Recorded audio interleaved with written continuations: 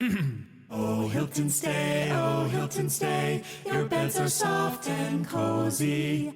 No lumpy couch, no stiff futon, no shower line at crack of dawn. Oh, Hilton stay, a holiday you're saving. When you want holiday comfort you can count on, it matters where you stay. This season, enjoy spacious, comfortable rooms and friendly service when you book with Hilton instead. Hilton for the stay.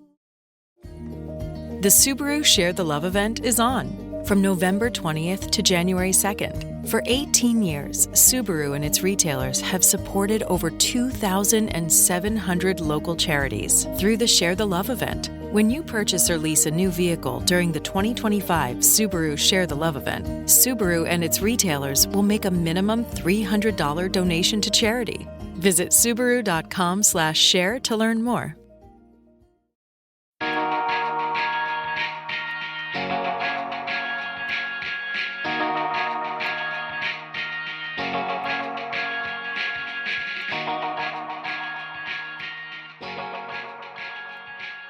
Hello, everyone. Welcome back to the Underrated Movie Podcast. This is a podcast where I discuss films that are underrated, underappreciated, and ones that have flown under the radar and passed most people by.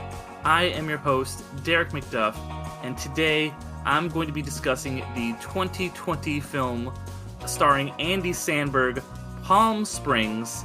And joining me today to talk about it is returning guest and a good buddy, Austin Olivia Kendrick. How's it going, Austin? It is going wonderful. I am, as always, just really excited to be here nerding out about movies with you. So thank you so much for having me back. Yeah, I'm excited to have you back. And as we were kind of talking about before the show, I'm glad that I got you on because you've been very busy recently, and I wanted to I wanted to congratulate you because on the air here, because one of the reasons you have been busy is because you recently got nominated for an Emmy. Yes, I did.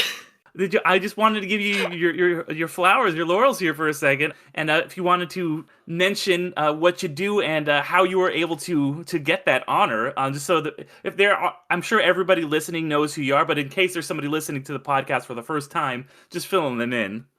Well, first off, thank you so much. You're so sweet. Yes, I got nominated for a Primetime Emmy for sound editing for a anthology movie or limited series for Star Trek Section 31. I am a professional sound editor. I edit dialogue in ADR specifically. Section 31 was my third Star Trek project that I've been on, and it was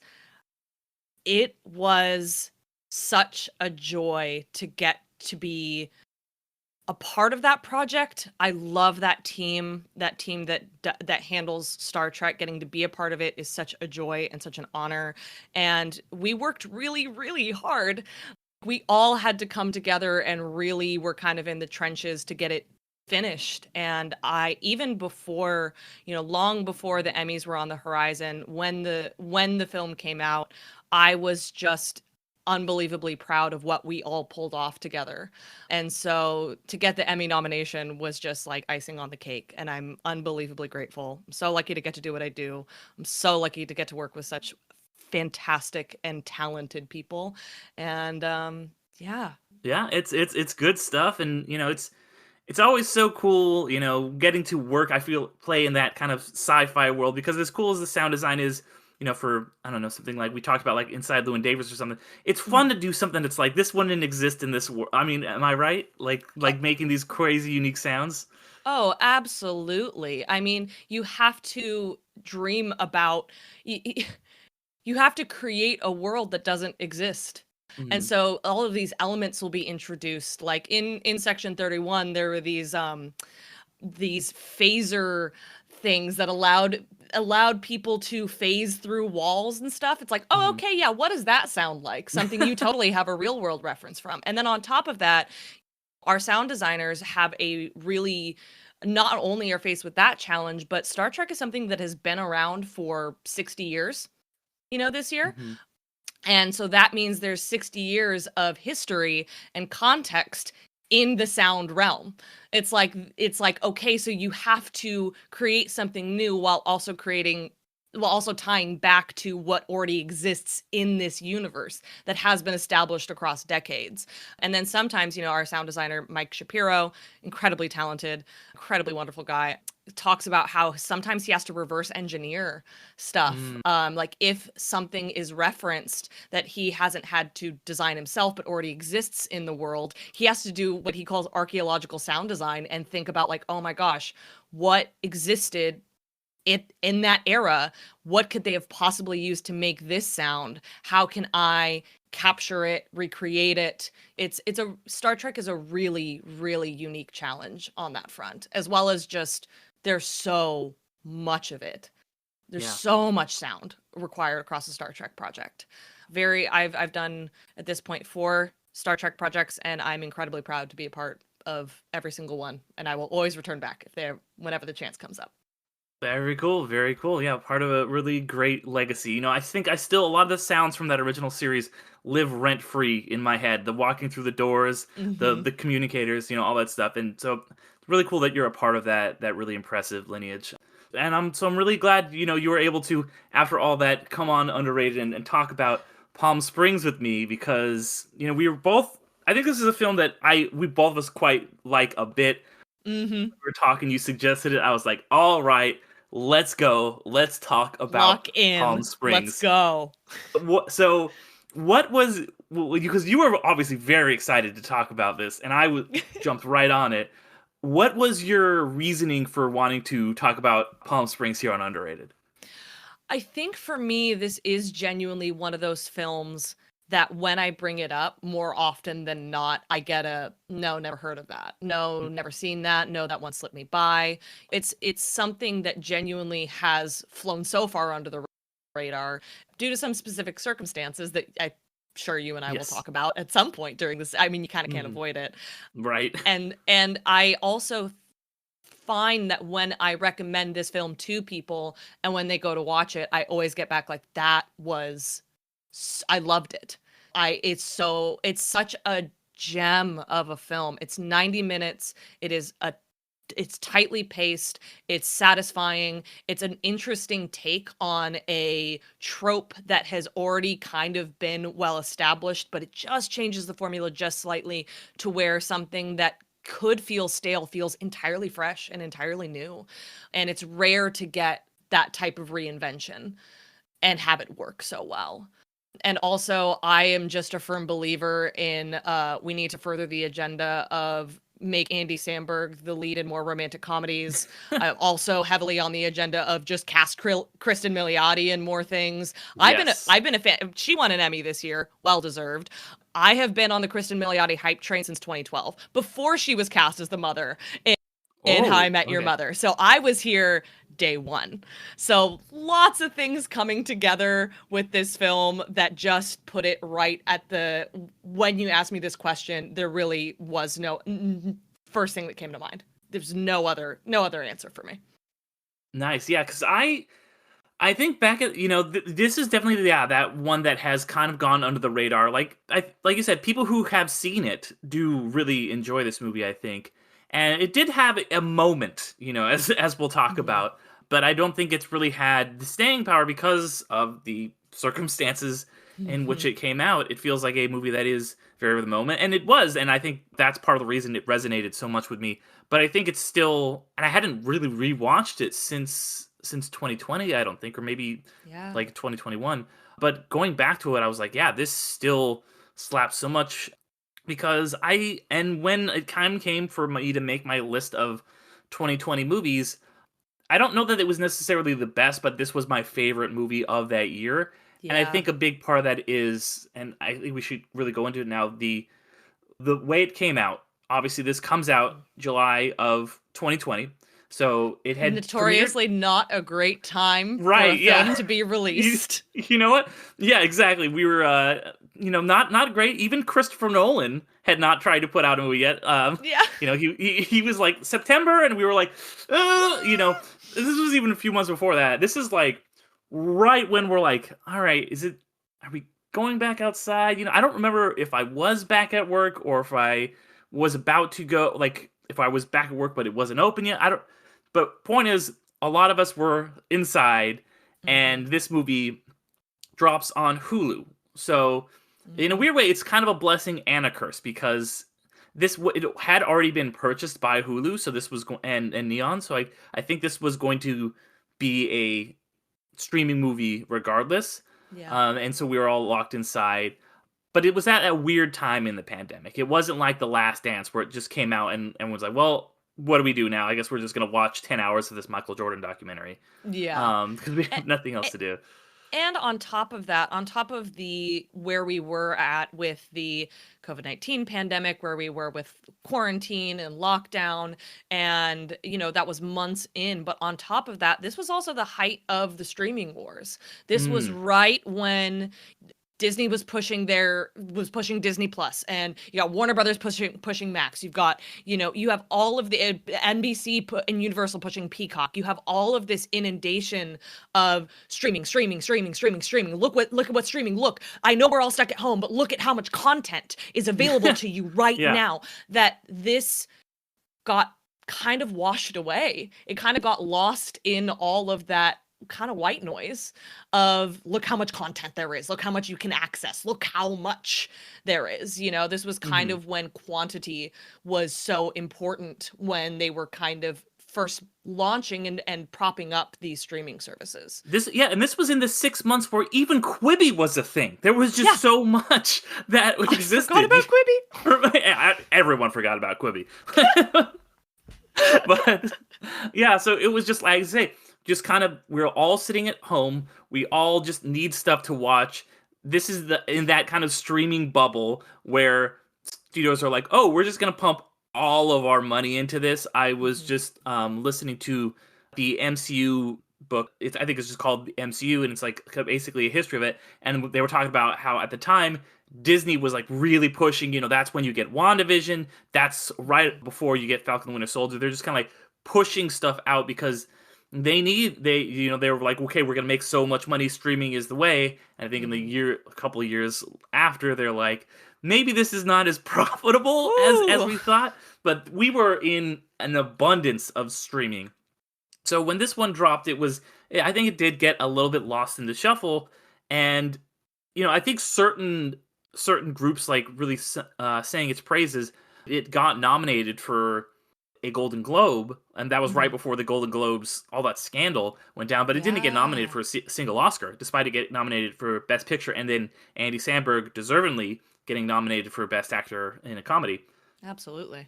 But, it gets kind of totally blanked by the quote-unquote serious awards, which is, a not whole thing. Not surprising, but, like, still, when you come across a film like this, like you touched on, of, like, this, every person that I have talked to about this film has loved it.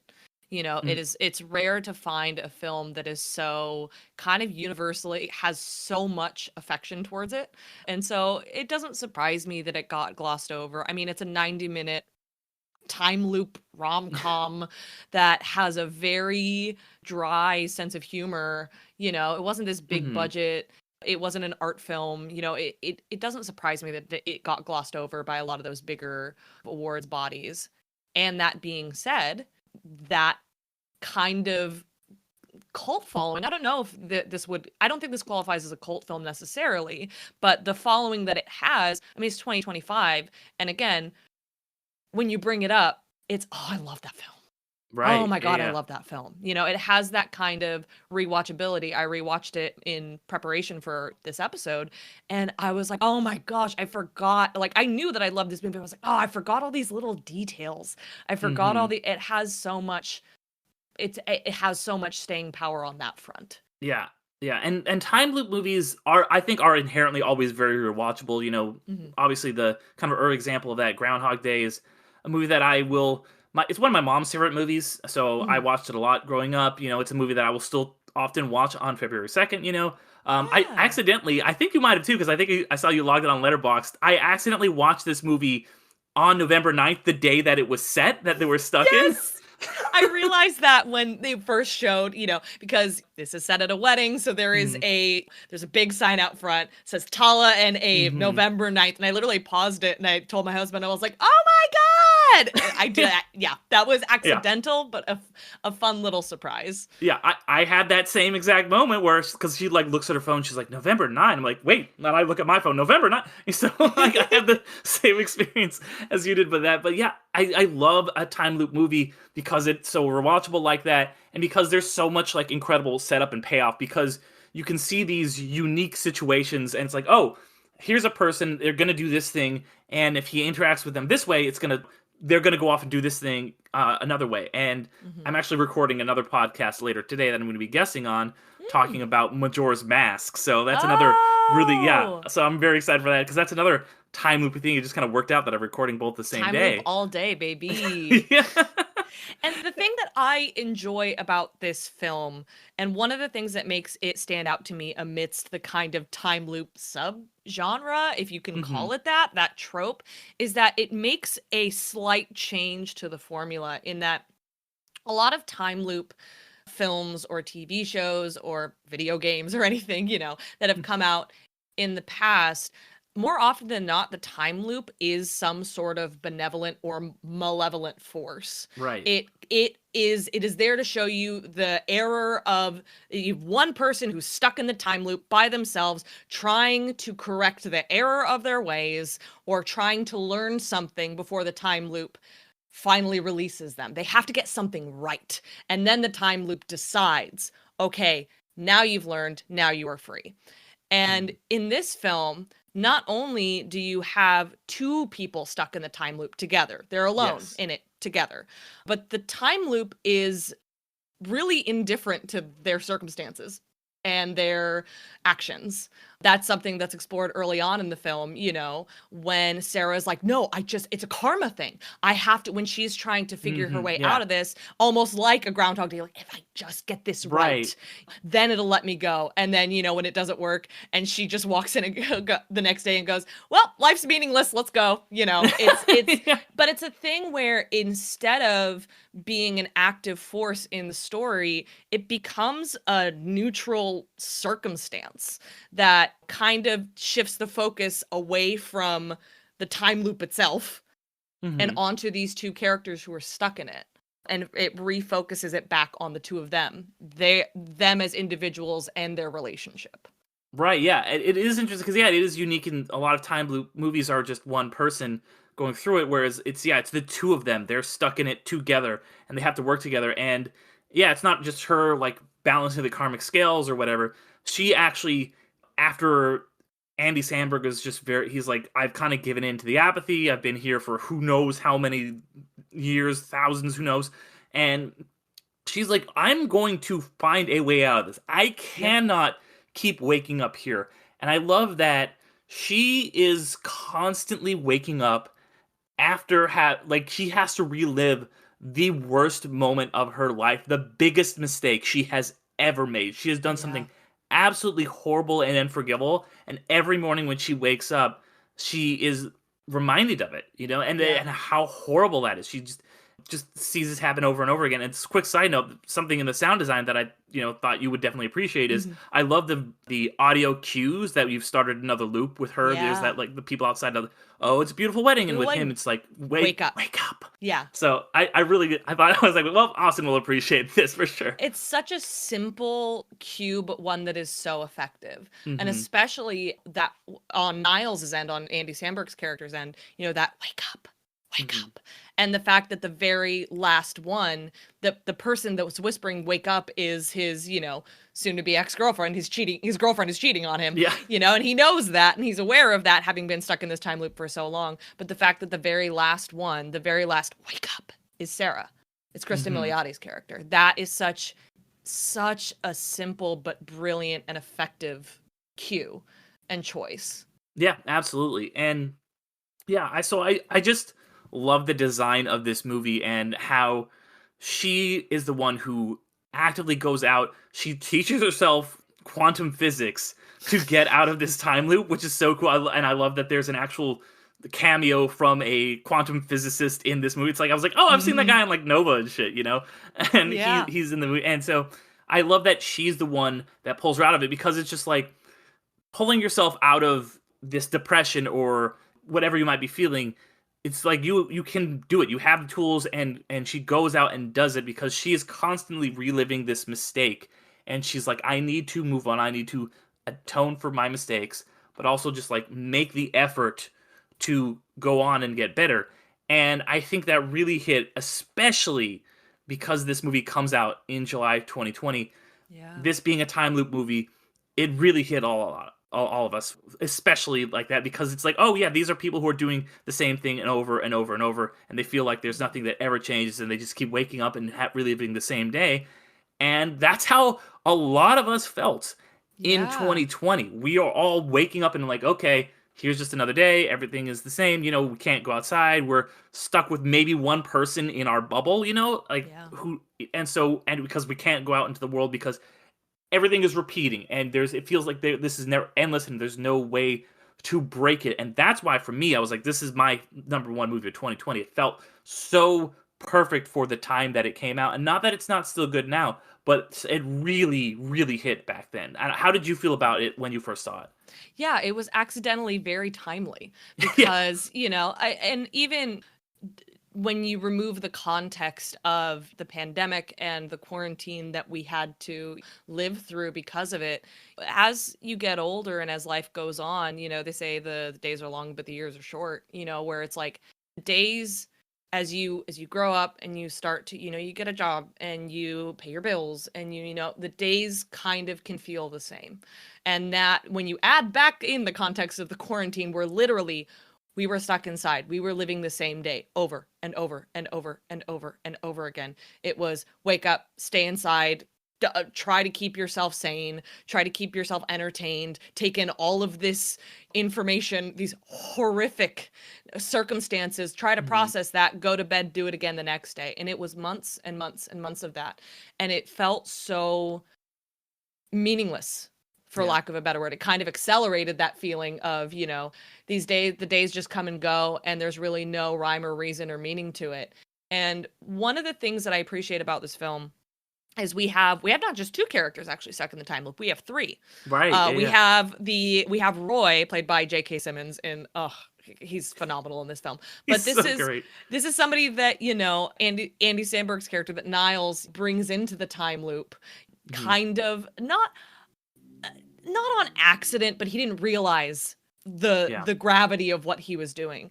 And you have three very different responses from these characters when faced with this circumstance of same day over and over again. How do you derive meaning out of that? With Andy Samberg, with Niles, he just kind of gives into the meaninglessness and the nihilism, and nothing can change. I can't change anything, so I'm just gonna float. And if nothing has meaning, then whatever. I'm not gonna try to. I've tried to make sense of this. I failed, and so nothing makes sense. Whatever. It's just he just lets the days kind of drift. And then you have Sarah, who is Kristen Miliotti's character, who is very much determined, like you said, literally puts herself through like PhD level, schooling to understand the physics that might have trapped them there, just to have a chance to get out. And that she is so determined to get herself out, to make some, even when she can't make sense of it, even when the kind of like, when the days keeps repeating over and over again and she can't make sense of it, she can't balance the karmic scales, like you said, she can't outthink this. She's like, no, I'm still gonna find a way to get out of this. And then, you have Roy, who for the first half of the movie is going on a bit of a vengeance hunt. Just one of my favorite things about this film is that it kind of starts off so ordinary. Again, it starts off and you don't realize the time loop element of it. And then Niles and Sarah they're out there in the desert and they're about to hook up and it seems like just a regular thing. And then suddenly just an arrow embeds itself into Niles' shoulder. And then and you as a viewer are like, yo, what is going on? What is going on? And then suddenly there's J.K. Simmons there with a freaking crossbow. For the first half of the film, he's very much filled with anger and kind of rages at these circumstances. He can't change them, but he has an active anger that he needs to he needs to inflict vengeance on the person that created these circumstances, because that's the closest thing he can get to getting any sort of revenge on the circumstances themselves. But by the end of the movie, after getting, his legs smashed and having to go through the experience of dying in the ICU, he gives up on that quest for vengeance. He realizes the meaninglessness in it. And when Niles goes and visits him, when he's spiraling, and it's like, just kill me, just give me something, he kind of has this peace in, this is a good day. This day that I'm stuck in, my children are here. My wife is here. I get to spend the day with them. My son's watering dog shit, and my daughter's going to draw a picture of the family later. And even if this is all that it is, it's a good day. Hello, I'm Diane Morgan. If you know who I am, you know who I am. If you don't, who cares? I'm here to explain Italian Time, a holiday phenomenon where Italians throw away their clocks and gather for eternity with San Pellegrino. I've been at this party so long that I've eaten 5 courses, hugged someone's grandma twice, and been offered a job in the family restaurant. So this holiday season, make sure to bring enough San Pellegrino to last you through the meal, the after meal, and the entire goodbye ritual. San Pellegrino, holiday on Italian Time. This episode is brought to you by LinkedIn. Healthcare professionals can lead their careers with LinkedIn. Discover jobs by specialty, preferred shifts, and even desired salary. From mental health therapists to radiology technicians, it's now faster and easier for healthcare professionals to find the right fit. Learn more at linkedin.com/healthcare. Side effects may include faster job placement, improved work-life balance, and increased career satisfaction. And he lets go of that anger and makes peace and finds the beauty in that day. And so it's I really appreciated the really wide difference in all 3 of those reactions, because it's very representative of the way that we kind of respond to that same type of day after day. Where if the universe does not seemingly care, if we're living in a universe entirely indifferent to our feelings and our suffering and our joys and our everything, where do you derive your meaning from that? How do you find something that's fulfilling? How do you react? How do you respond? And I appreciated having multiple characters with multiple widely different answers to that question. Yeah, because it's very reminiscent of how, we all live life in general, but also once again went through the pandemic. It's like, how people reacted so differently to lockdown. Like, some people were like Andy Samberg, were apathetic. Some people were like Chris Minoli, were like, okay, we're going to use science to solve this so we can get out of it. And some people were, like J.K. Simmons, where they're like very, very angry. That was a very big thing. And I love, that scene when he goes back and sees him at his house, because he's grown as a character, and J.K. Simmons' character is a key to unlocking Andy Samberg's growth. Yeah. And that whole conversation they have where, he's like, I had a lot of anger towards you, because he basically, brought him into this loop, and he just responds by like kind of trying to get vengeance on Andy Samberg by also just living in anger and hatred and just letting it ruin his own life. And then when he kind of removes himself from that, and he says, this was always a good day. He's like just sitting there with his wife, with his kids, as you said, watching little Joey water dog shit. Yeah. He's having this really beautiful moment, and just he lets go of his anger. He knows that there's some things he will never get to experience, some things that he has inherently lost, but he's come to a place of acceptance. And as he says, you've got to find your Irvine, Yeah. I thought that's good for so many reasons, because it's like, okay, you're getting to this place of acceptance, but also because I live kind of near Irvine, so I just kind of like chuckle at that whenever I hear it. But that place that he gets to is just so profound. And, I love that you do get a little tag in the credits where you're implied that, because I would be a little bummed if he never got to get out. So I'm glad that they returned to that character. But yeah, it's good that we got these 3 different perspectives, because this movie is essentially a two-hander where it's kind of going back and forth between their perspectives, and then it's also giving you this other third character who interacts with them, who is in this time loop and who can see things from a different perspective. So yeah, I love that. And I also love what you were saying about how you don't really realize this movie is like what it is at first. And I didn't know what this was going in. I just thought this was like, hey, this new rom-com. Got Andy Samberg. You know, it's made by the Lonely Island guys. It's got Kristen Milioti, and I'm a big fan of hers as well. I turned on to her when it was How I Met Your Mother. It was one of those things. It's like a role that was built up for years and years and years is this huge thing. It's a relatively small part. So you gotta like really have someone incredible. Like it's like, oh, you talk about this for so long. What's this character even gonna be? And then she comes in and like kills it. You're like, oh, okay, like she knocked it out She's of the park. perfect. Like it's like how many actors could do that? Where this unattainable, just like perfect character that you hear about, they're flawed and they're interesting, and she does it all. And so really excited to see her. And then so the movie starts. And I'm like, cool, this is like a fun rom-com. We're set in Palm Springs. And then, like you said, that moment with the arrow, I'm like, what even is this? What the hell? Yeah. And then when you go into, like, the cave is happening, like, what is this? There was like a second with the goat at the beginning, but it doesn't really give you anything. And then when you start to see the same day play out, you're like, oh, we're in a time loop. That's what this is. And it reminded me of, I was watching some Back to the Future documentary, and they were talking about the first time that they showed it in like a test screening, and the audience being like, oh, it's a time travel movie. That's how I felt, because I feel like so often we know what we're getting into when we watch a movie. We're often spoiled by trailers and promotion, and that's just the name of the game. But because this kind of dropped on Hulu, and I didn't really see that many trailers for it, I was more just interested less in the plot than the characters surrounding it and stuff. And because I like rom-coms, I was just watched it on a whim, and I was like, this was so fucking good. So did you have that same experience? Did you know what this was going in? I had no idea.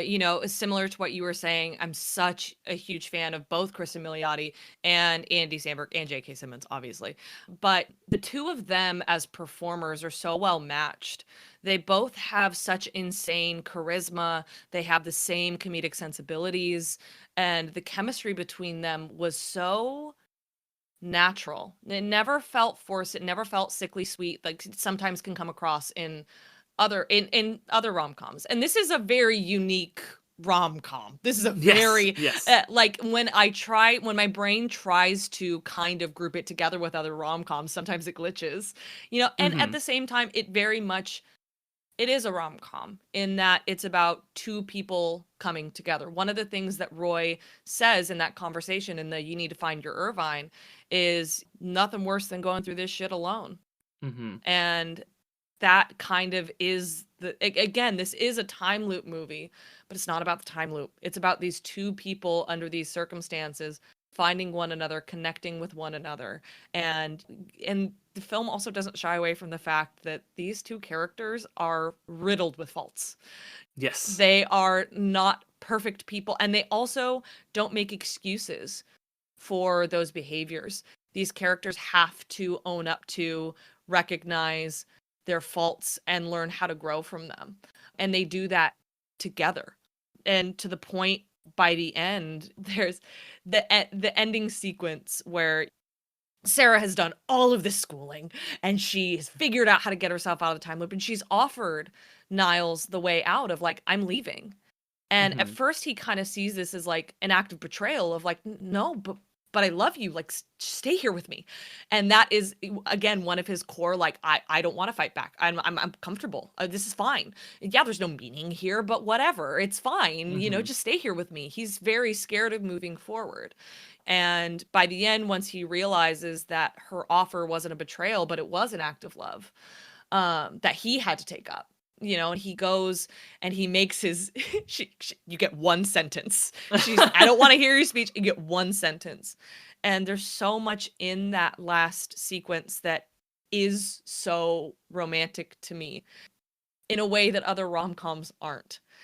In the line that I go to is, when Niles is giving this last sentence of, I love you. And I realized that like, you're right. I need to move on. But I want to do that with you. And I want to go with you. I would rather die in there with you than be stuck here without you. And Sarah's kind of fault of like, I don't trust that you'll choose me, and I'm not good enough for you to have done this. And she very hesitantly and nervously goes, what if we get sick of each other? And he looks at her and he goes, we're already sick of each other. It's the best. Which I just love that line, you know, because I am a practical person, maybe to a fault sometimes. And there's something about real life when it comes to partnership and it comes to relationship, really any relationships of any kind, familial, friendship, but especially when it comes to your romantic partner and the person that you want to live your life with. It is you're going through the mundanity of life together. You're doing these days after days after days. They become ordinary. And again, the days are long, years are short. And finding a person that you know that you can go through those mundane days and not get sick of and still look forward to being around, to not have to constantly be chasing that high that a lot of other rom-coms prop up as the thing that you need. You need this passionate thing. You need this, you need somebody who, at least in my experience, I found the romance in, you have seen every single side of me, all of the ugly parts I don't like. You've seen me on my best days. You've seen me on my worst days. You see me on every single regular, mundane, ordinary day.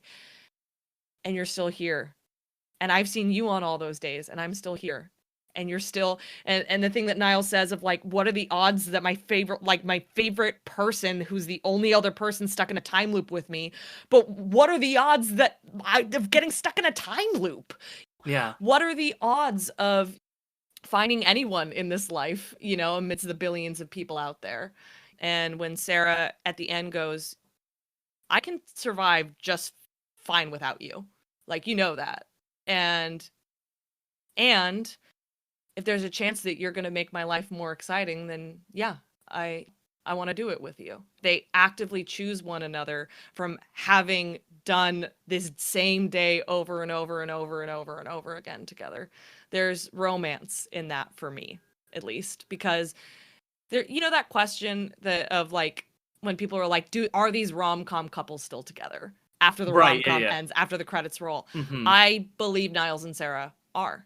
Yeah, because it isn't this passion, these specific circumstances. It is, they have seen every side of one another and they still want to be with each other on every day. Yeah. Yeah.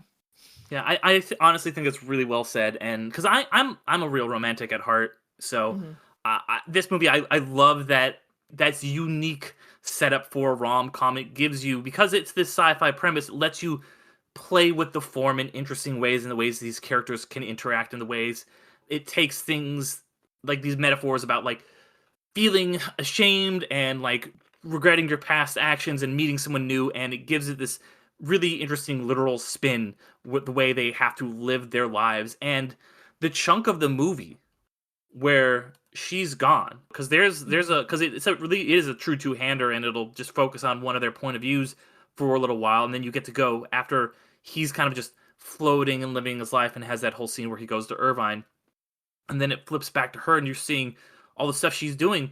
It's so rewarding to get back to her, because he has missed her. Niles has missed her so much, but so has the audience. We're like, where is she? What is she doing? Why isn't she here? Because she wakes up first, so he's never ever going to see her. And then at the end, like when they get back, like she comes back and she's like, all right, I'm back. I came back for you, which itself is so fucking romantic. And she's like, I am getting us out. I am saving myself, but I am also coming back for you.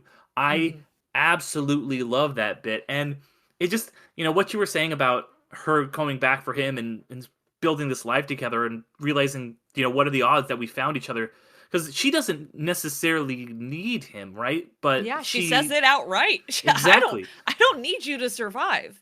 Mm-hmm. She doesn't need him to survive, but they work so well together, and it's a romantic thing. She's taking him with him. And it reminded me a lot of a movie that's out in theaters right now, you know, maybe not by the time this episode comes out, but that I thought was okay, but there was some really good stuff in it, and that's Predator Badlands. And there's this moment where the Predator is, you know, he's palling around with like half of Elle Fanning, and she's he's like has this whole like macho, like, because the Predators are all this like this society that's all about killing things and hunting and doing it all yourself and not relying on anyone else other than yourself. And he has this, the Predator says to Elle, he's like, hey, he says, you couldn't do this alone. You couldn't go to do this thing on your own. She's like, I could do it alone, but why would I want to? And it's like, yeah, you can be a fully fulfilled person by being single, by like living your own life, all that stuff. But it's, you know, it reminds me of this another line from another movie, Up in the Air. It's just life is better with company. You know, it's you live it. Your life is always going to be as full as it. You can still have a full life alone, but it's going to be more fulfilled when you find that person that just makes you feel that much more complete. And I really love that. I don't love the term my other half. I never have, because it's like, no, I'm a whole person, you know. And again, the reason that I love this film so much is that it roots itself, its romance, in that exact thing of, I don't need you to complete me. And you add to my life. You make it better. You make it more fun. I am a whole complete person. I don't need fulfilling. I know who I am. I have my life. And I'm actively choosing you because you add to it and you make it better. And like you said, life's better with company. When you can find somebody who can see all of that and understand you, see all the good, see all the bad, who wants to be there, and that makes your life better, that adds to an already fulfilled life. That's romantic as hell, in my opinion, personally. I agree. And it also reminds me, I don't know if you've seen Full Metal Alchemist Brotherhood or read the manga, but slight spoilers for it. But there's a whole premise of it is equivalent exchange, and you have to give something to get something, and that's kind of the life these alchemists live their lives by. And there's one of the main characters towards the end of the show, when he finally kind of admits his feelings for this other character, romantic feelings, and he says, all right, he's like, I've got a proposal, half my life for half your life, you know, this equivalent exchange. And she's just kind of like, that's bullshit, man. Like, I'm going to give you all my life and you're going to give me all my life. We're not exchanging things. We are coming together. We are living together. It doesn't have to be this trade-off. So that's one moment that I always think of that I think is very, very romantic. And, you know, like you said, my other half is not a phrase that I like either. But speaking about how this movie did come out in 2020 and relationships and everything, and now as well get a little bit personal, is that I went through, as a lot of us were, I was having a very rough time in 2020. Yeah.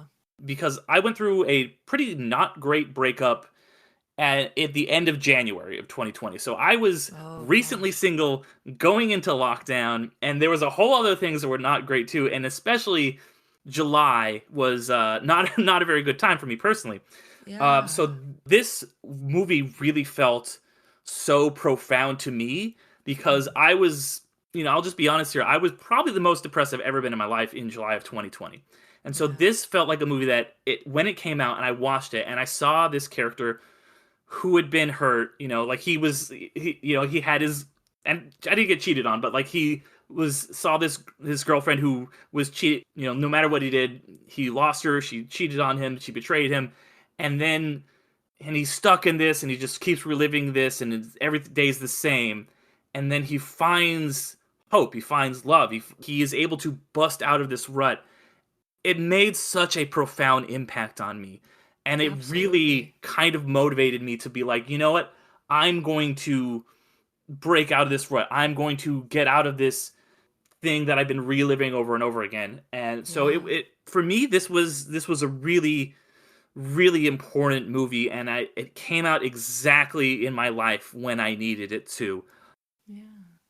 So I just wanted to, you know, talk about, like, for me personally, it was a lot. Like, this was a really, really important movie. So when you wanted to talk about it, I was really glad. What was it like for you seeing this in the pandemic? Hey, this is Bill Simmons from the Bill Simmons Podcast, here to tell you that Michelob Ultra, the official beer partner of the NBA, is bringing NBA fans closer than ever this season with chances to win great prizes, including courtside tickets. Enter now at MichelobUltra.com/courtside. Michelob Ultra Courtside 25 to 26, No purchase necessary. Open to U.S. residents 21 plus. Begins on October 1st, 2025 and ends on June 30th, 2026. Multiple entry periods. See official rules at michelobultra.com/courtside for free entry deadlines, prizes, and details. This episode is brought to you by McAfee. I got a message that our flight was canceled. But they can put us on another flight, and we just need to confirm our credit card info. Wait, I got a security alert from McAfee. It flagged that message as a scam. McAfee's scam detector automatically spots and alerts you to suspicious texts, emails, and deepfake videos. Learn more at McAfee.com/online protection. Well, it was interesting because this was actually the first. I had just moved to Los Angeles. I just graduated from college, which graduated from college in 2020 was a fascinating time to be doing that. Yeah. But I moved up to Los Angeles, and at that time I was I was unemployed. The days just came and went, came and went, came and went. And during the pandemic, I did take a lot of time. I watched like over 100 new movies just that year. Like I just kept watching movies just as a way to, I texted everyone that I knew and I was like, what are your favorite movies? Just give me something, because that was what I used to kind of mark the days. That's something that I kind of took that time. It not only was an act of like, no, it's I need to further my film education. Just taking in more films is good for me. It was also something for my sanity of, okay, we're going to watch this movie and this movie and this movie today, and tomorrow we're going to do that movie and that movie and that movie. Movies really kind of kept me feeling somewhat okay, and also helped me still foster a sense of connection with people. Because again, I would reach out and be like, what movies do you think I need to watch? And that helped me kind of feel connected to people that, I wasn't able to see sometimes for days, weeks, months. And Palm Springs was actually the very first movie that I saw outside of my home because we went to a drive-in. Oh, it was wow. my very first drive-in theater experience, because that was one of the few things that you could do. It was if you were in a car with the people you had been quarantined with, and as long as everyone stayed in their car and everyone is distanced, and everyone wore masks, then it was okay. And for me, even though it wasn't the traditional going to the movie theater, going to the AMC and sitting in a full theater, just getting to take in a movie with other people in the same vicinity, taking in the same film at the same time, it was such a much needed breath of fresh air. It was such a, okay, maybe there will be something of a normal someday. Maybe I will get to, again, maybe I'll break out of this time loop at some point. Maybe I'll be released from it someday. And that was something that I think just for my, I don't know, just my sanity, my feeling like the world was gonna keep moving and that my life wasn't just gonna be this forever. Because, that sounds dramatic, 5 years removed, but at the time, we didn't know what the hell any of this was going to turn out to be. No one did. We were taking it day by day, and all those days looked and felt the same. And we were so devoid of being able to connect with other people, not even just people that we know, our loved ones, but just the interacting with people in our communities. We weren't even really able to go to just a coffee shop and, just be around other people who are even just doing their own things, but just getting to be around the energy of other people. And something that, I think was so prevalent in this film, we've touched plenty on the, how during the pandemic, that sense of every day feels the same, and a time loop film that really focuses on that every day is the same felt so relevant. It felt very timely. Yes. And on top of that, I was depressed as shit, during the pandemic. And it wasn't even, there weren't even circumstances like the ones that you touched on in your own personal experience that I had going into that lockdown. It was just the sheer every day feels the same and I'm helpless to change it. That added an extra layer of every day feels so long, and it just repeats over and over and over again. And there was something so understandable about Niles's response, because I was living it. I was living that same response. And there was something so powerful about seeing a character like Sarah come in and take charge and really figure out a way to get themselves out. And there was also a comfort in Roy's response of, yeah, I can't get us out of here, and I can find where the pockets of beauty are in this day. It's a good day here in Irvine. I may not ever get to see my children grow up. I may never get to walk my daughter down the aisle, and I still have this day with them and with my wife, and there's beauty here. And I think I needed to see and hear that at that moment, where I don't know, it just felt so helpless and so lost. It was and all of that wrapped up into this film on top of that made me laugh, that felt like this is a film that's so easy to watch because it just breezes right by. It's very tight, 90 minutes. It's the dialogue is so natural, and the chemistry between all the characters is so, it's a refreshing film is what it felt like for me. It felt like a really much needed drink of cold water on a really hot day is what this film felt like for me when I first took it in. That's a good way to put it. And the thing, like we talked about already, how this is the two-hander, and it's the two of them / three of them in this loop together.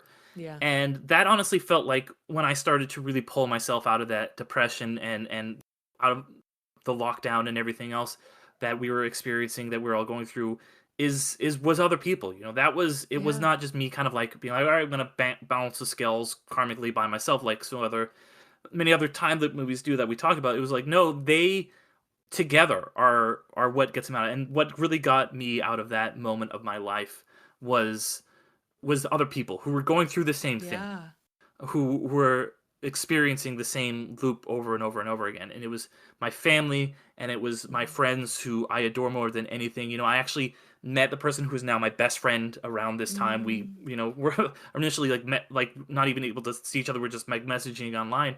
And then, I actually got a cat too at this time, just kind of by coincidence. And I was like, I always would joke, it's like, oh, it's my emotional support cat, But so for real. Exactly, for real. My friend's friend needed to find a home for a cat. And so I was like, all right, let's go. And it was perfect because I got her in April or something of 2020. And I really pulled myself out, and I'm in such a good place now. I'm in a really good relationship now. And you look back at that. Really proud of that. Genuinely. Thank you. That means a lot. And and it's all thanks to the people around me who love me and care about me, and who I love and care about, and the way that these two in this movie love and care about each other and able to pull themselves out of that. And even though they even pass that along to Roy, she leaves him the voicemail. She's like, even though this is a psychopath who I killed and has been killing my boyfriend, I'm not going to leave him behind. She's leaves him the voicemail, passes that love along. So one of my favorite really moments. Yeah, one of my favorite moments in the film is when Niles and Sarah are out in the desert, and they've taken mushrooms, and they're sitting there, and you just see the dinosaurs start walking by, and they both are like, and the response, the exchange, which was so simple, but I think gets to the heart of this film, is any of this real? It doesn't matter. It doesn't matter if the dinosaurs are actually there or not. What matters is that it's the two of them together, connecting in that moment and experiencing it together. It's the other people. The film that I kind of drew a kind of through line between this film and Everything Everywhere All at Once in terms of that theme of, okay, life is meaningless. There's no inherent meaning to it. What do you do? And it's in Everything Everywhere All at Once, it's I'm always going to choose to be here with you. It is if life has no meaning, I'm going to create meaning out of being with the people around me and the people that I care about. And even on the imperfect moments, even in the messy moments where nothing makes sense, this is where I get my meaning. This is what gives my life meaning. And I think that's a kind of, I take that very much to heart. And I very much am someone who lives from the same perspective. And so this is one of those films, Palm Springs, has very much nestled itself into my heart on that front in terms of kind of centering around that theme and that point of view. Yeah, absolutely. I love that because I feel like a lot of people will be like, oh, there's no meaning, the universe is all chaos, but it's like you can still find meaning and create meaning with the other people. If it's all pointless, you make your own point. And yeah, I love find your Irvine. Yeah, find your Irvine, exactly. Yeah, well, I think that's all really, really well put. Any other thoughts you have on Palm Springs here at the end? I mean, all the deeper philosophical, this film is such a treat of a film because it is touching on those kind of deeper themes and philosophical concepts, super lightweight stuff like what's the meaning of life and how do you, where do you find your meaning, super light and easy. But it goes down so easy because it is so light and airy and well paced and so well put together. It never slogs. It's such a, again, refreshing film, and it's kind of a wonder that they're able to achieve both and balance touching on those deeper themes while also still maintaining that kind of light-hearted comedic sensibility. That is an extraordinarily difficult scale to balance, and it does it perfectly. And I just want to really appreciate the wonder of filmmaking that is, and really just shout out everyone who was involved in the making of that film for pulling that off. Yeah, because like you said, this is a 90-minute romantic comedy with a light sci-fi touch, and it handles all these really deep philosophical, nature of life things better than a lot of like 3-hour dramas that I've seen, honestly. And that genuinely, this is one of those films that makes me laugh out loud. Like, again, I know we talked a lot of deeper philosophical stuff. I cannot emphasize enough, this film makes me laugh the entire time. It is so funny. It is so well written. It is so well performed. It is so well directed and edited and just paced.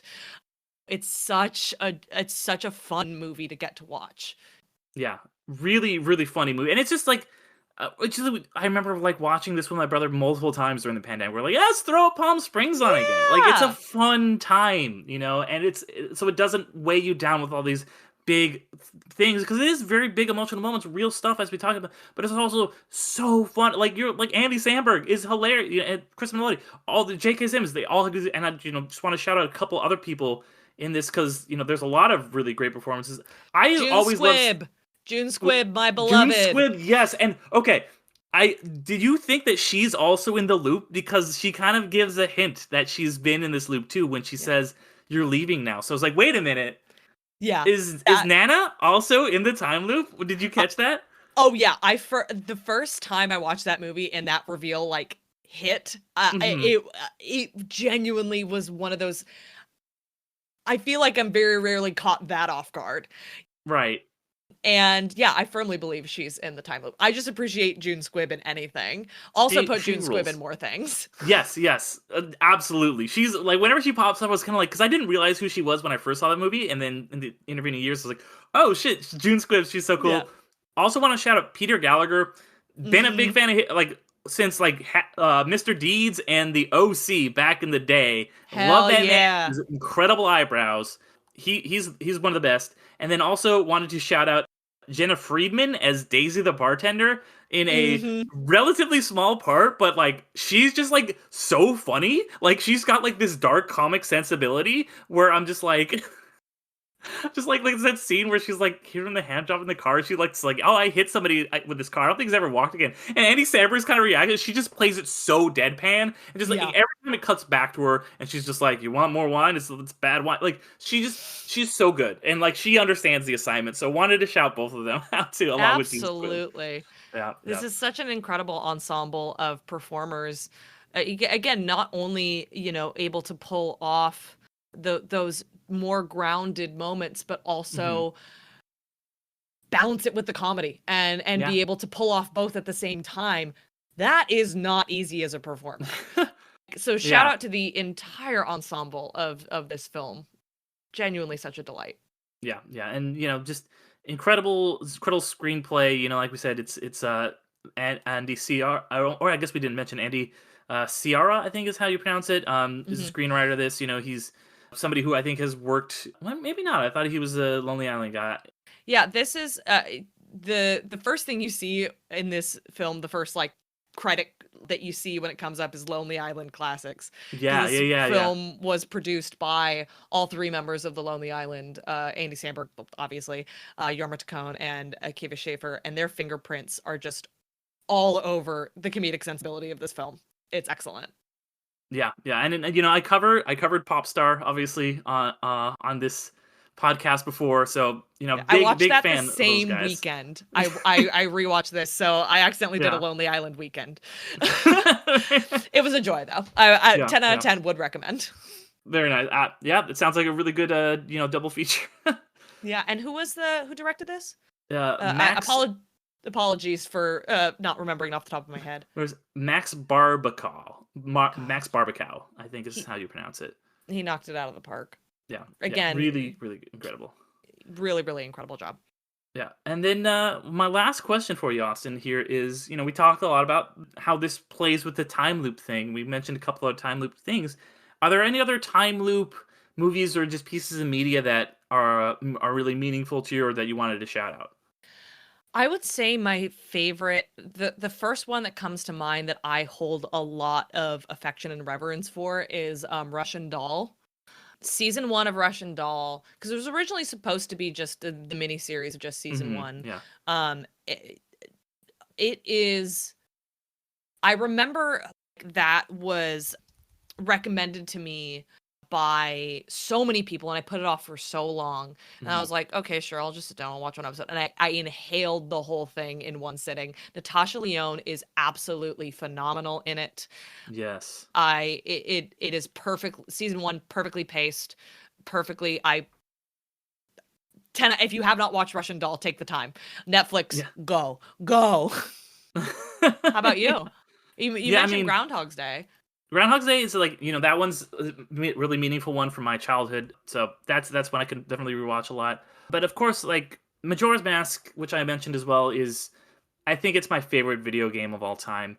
And because it is a video game and it does that thing where it's like, oh, if you talk to this one person, you set off this whole other chain of events.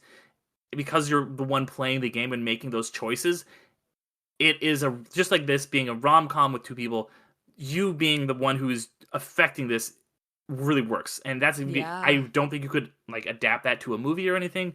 I've seen it try to adapt to a manga. It doesn't really work. Mm-hmm. It's so cool, all the different interesting stuff you can do with that concept of a time loop in a video game. And because like, in video games, so often people have these things that they do at certain times of the day because it's a video game. But in Majora's Mask, they do that not because it's like, oh, this is the time I do this of the day. It's because, oh no, at 3:00, Anju goes to the pool and or whatever time she goes to the pool and sits there because she's heard Cafe is there, because that's what she does on the second day. She doesn't do that all the time. It's not her daily routine. She's not like living this life, this boring life where she does the same thing. It's because that's what she happened to have done on this day.